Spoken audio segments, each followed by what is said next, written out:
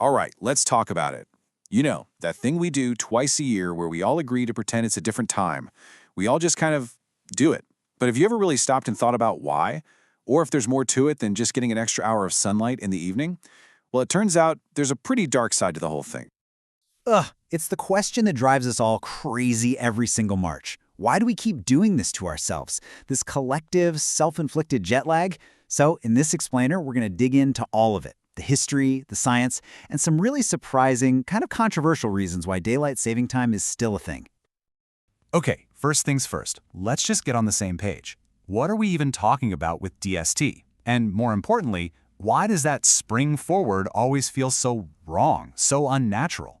Well, the answer is actually inside of us. It's our biology. So, on paper, it sounds pretty straightforward. We move the clock forward an hour to get more evening light. Sounds totally harmless, doesn't it? Just a little tweak to make better use of the day. But that one little change, it throws a huge wrench into something super complex going on inside every single one of us. And here it is, the key to this whole thing, our circadian rhythm. Think of it like this built-in 24-hour clock that's hardwired into our very DNA. It's been fine-tuned by millions of years of evolution to sync up with the sun. So when we just decide to change the time, we're essentially telling our own bodies, hey, that giant star in the sky? Yeah, it's wrong. And our bodies, let's just say they don't take it well. So, you gotta wonder, where did this crazy idea of just messing with time even come from? It definitely wasn't invented so we could have more time for backyard barbecues. Nope. The real story involves a joke, a guy who loved bugs, and, you guessed it, war. I mean, the history of this is so weird, you can't make it up. It literally starts as a satirical essay by Ben Franklin. Then, this entomologist, a bug collector, in New Zealand seriously proposes it so he has more light to find insects after work. But it doesn't actually catch on until Germany and Austria-Hungary fire it up during World War I to save coal. It was a temporary, wartime thing that, well, it just never went away. And that's been the big selling point from day one. Saving energy. That was the reason they gave during the World Wars. It was the reason during the energy crisis in the 70s. And the logic seems to make sense, right? More daylight later in the day means you flip on the lights less. Simple. But, and this is a huge but, what happens when you actually look at the data? When scientists really dig in and study the effects, what does the evidence say? Does it really save energy? Yeah, the results are not good. At all. Turns out whatever little bit we might save on light bulbs is completely wiped out by blasting the AC on those hotter evenings or cranking the heat on those darker, colder mornings. And get this, one huge study in Indiana found that daylight saving time actually increased people's energy bills by 1%. So the number one reason for this whole thing? It's basically a myth. Okay, so if the main benefit is a bust, what about the downsides? And I'm not talking about your power bill. I'm talking about the cost to our actual health. And this is where the story gets really, really dark. There's actually a name for it, social jet lag. And that awful, groggy, just off feeling you get, that's not your imagination. It's a real thing. It's your body's internal clock being in a full-on war with the clock on the wall. And that war has casualties. Just look at this number, 24%. According to some studies, that's how much heart attacks can spike on the Monday right after we spring forward. That is not a coincidence. That's a direct result of the stress we put on our bodies by losing just 1 hour of sleep. And it's not just heart attacks. Oh no, the list just goes on and on. We see more strokes, more fatal car crashes, more injuries at work. We even see spikes in depression and anxiety. All of it is documented, all of it clusters around these time changes.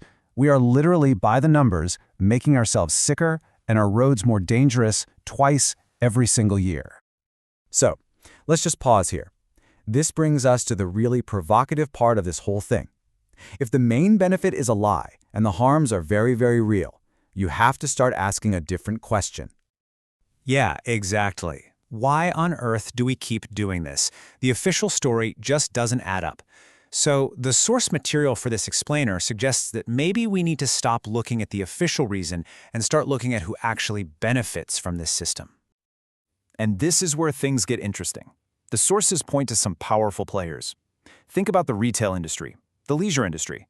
They love those long summer evenings because it means more people are out shopping, eating, and spending money.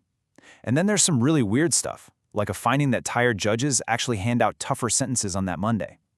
And on a bigger level, what better way for a government to show its power than by literally changing what time it is? And this all builds up to a pretty unsettling idea. Now, to be crystal clear, this is a theory from the source material we're analyzing here, not my personal take. The theory goes something like this. What if it's a form of social control? You systematically mess with everyone's sleep. You make the population as a whole more tired, more stressed, and more likely to get sick. A tired, stressed population might buy more stuff to feel better, right? They're more likely to just follow strange rules without questioning them, and they become more dependent on the healthcare system. It's a really heavy thought for sure, but it's a conclusion drawn from the very real documented effects we already know about. Okay, so after hearing all of that, the bad science, the health risks, the, frankly, creepy theories, what's next? Well, the good news is it feels like people are finally waking up to this. The tide really seems to be turning. You can feel it, right? People are just done with it. What we used to just grumble about is now being seen for what it is, a genuine public health issue. And it's not just us regular folks anymore. The real experts are starting to get very loud about it. I mean, just listen to this. This comes from the American Academy of Sleep Medicine. They aren't just kind of suggesting we stop. They are strongly advocating that we get rid of it and just stick with year-round standard time. And why? Because it's the time that actually aligns with our own biology. And they are not alone.